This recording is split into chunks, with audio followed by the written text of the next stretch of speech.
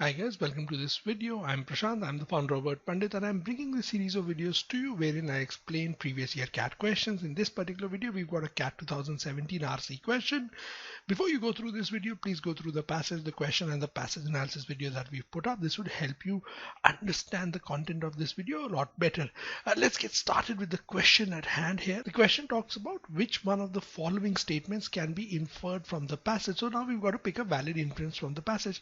Before we jump to the answer options, let's keep the overall perspective of the passage in mind. The passage is about the subnivium, the impact of climate change, how one thing in the ecosystem is related to another, right?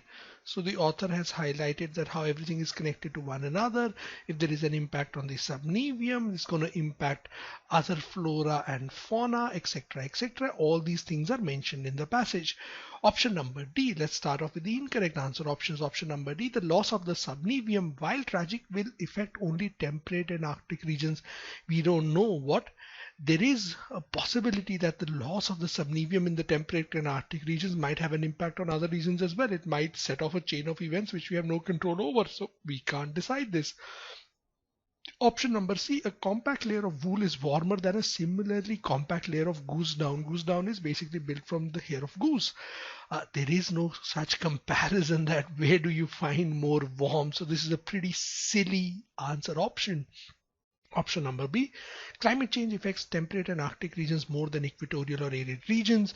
There is no such comparison. We only talk about the subnivium, impact on the subnivium in the given passage. Can't really say anything about option number B. The contents of option B do not correlate with the passage. Option A is our valid answer here. It states in an ecosystem, altering one element has a ripple effect on all others. One thing leads to the others.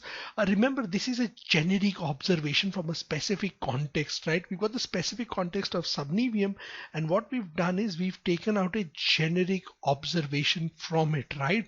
You can always generalize from such specific examples. Just come out with a generic explanation that this is what this stands for, right?